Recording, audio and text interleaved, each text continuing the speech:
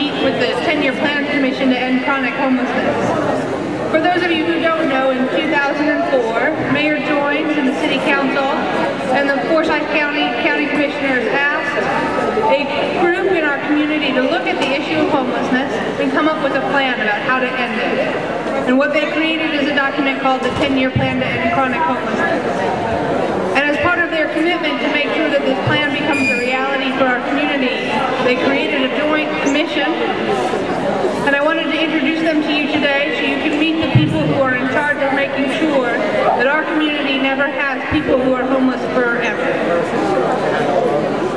With us today we have Dan Bessie from the Winston-Salem City Council, Buford Bailey from the Forsyth County Commissioners, Chris Henson from BB&T, who is chair of the commission, Gerald Ingram from the Winston-Salem Forsyth County Schools Project Hope, and don't forget Leona Williams from Centerpoint Human Services is their housing director, David Harrell, director of Disability Advocates and also chair of the Winston-Salem Forsyth County Homeless Council, and Alan Hodges from Haynesborough.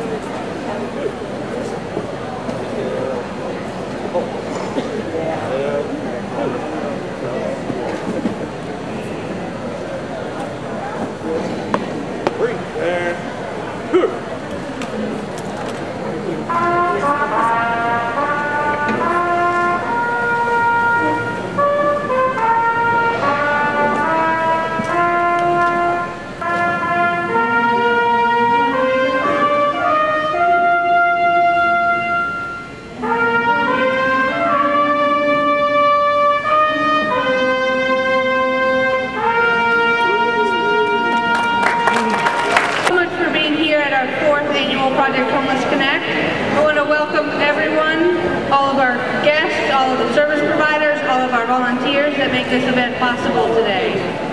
There are a lot of people who put a lot of hard work in. I would be remiss if I didn't thank Terry Hairston, who helped coordinate all of this event today, and her very large crew of volunteers that helped both before today and after, or before today planning the event and here at the event. I hope you have a lot of fun at the event. We want to make sure that you are fed, both in your soul and your body, that you are connected to all the services that you need to help you find a home or stabilize the housing that you're in.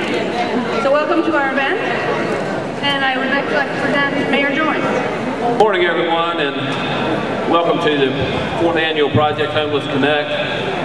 I want you to know that here in Winston-Salem, we are serious about ending chronic homelessness in our community, and I want to congratulate our 10-year plan to end chronic homelessness for their efforts in bringing this forward. I want to congratulate and thank all the many wonderful service providers that we have in our community.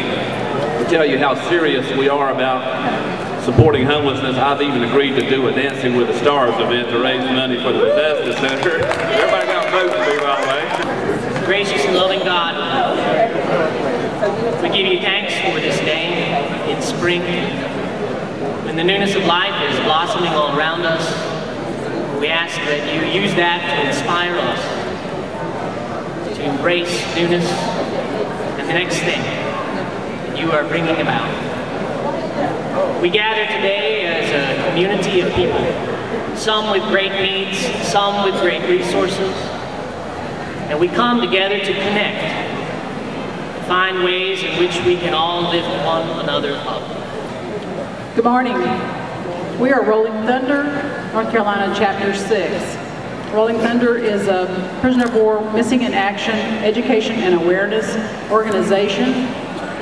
Contrary to popular belief, we are not a motorcycle club. We work with homeless vets, veterans in need, and others that need assistance. We are here today to do the Missing Man Table Ceremony, along with my president, Mr. Ed Keeter, Moses Callahan, Mac Martin, Norm Burgess, and Jeff Huffer. As you look about the table setting, you will see the empty spaces to represent the personnel still unaccounted for from each of the 5 services: Army, Marine Corps, Navy, Air Force, and Coast Guard.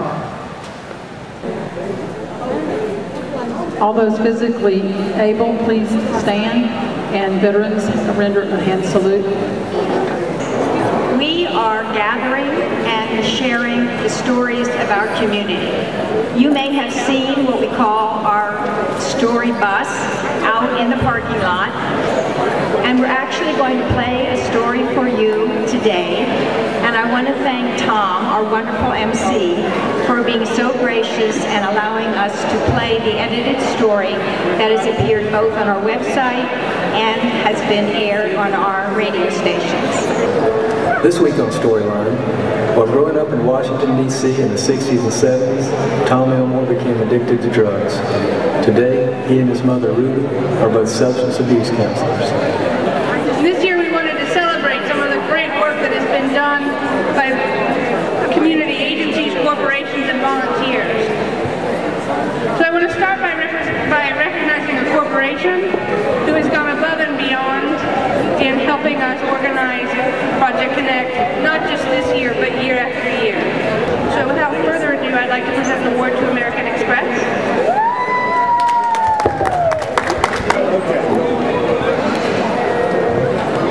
It's our first event. She has helped us organize the food service. Not only has she helped us organize the food service, but she and her colleagues at Forsyth County Democratic Women have helped us organize the cafe and make sure that you have food throughout the day.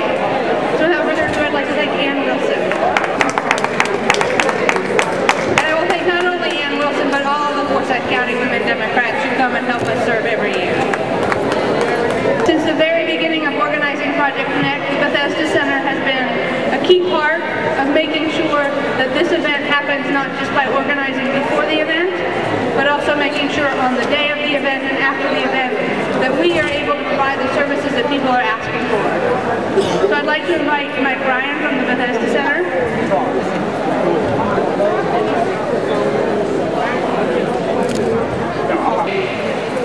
Now we love Winston-Salem. Everybody knew that Winston-Salem was the Camel City, because you had the Camel City Laundry, the Camel City Florist, the Camel City Pawn Shop, a whole lot of things named Camel City, because this was where they made the Camel cigarette, the international cigarette of the world. We're with an organization called Hidden Voices from the Triangle area. We work around the state of North Carolina to help bring important issues into people's dialogue and conversations with each other. And the last 3 years we've been working on a project called Home is Not One Story.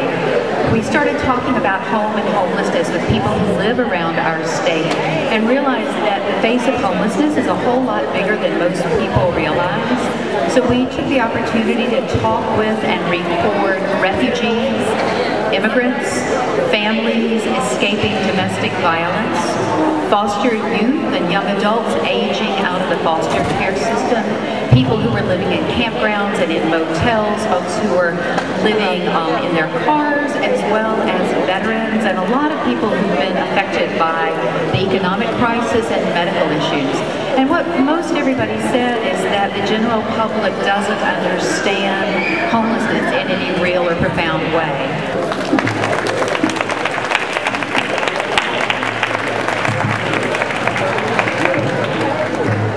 So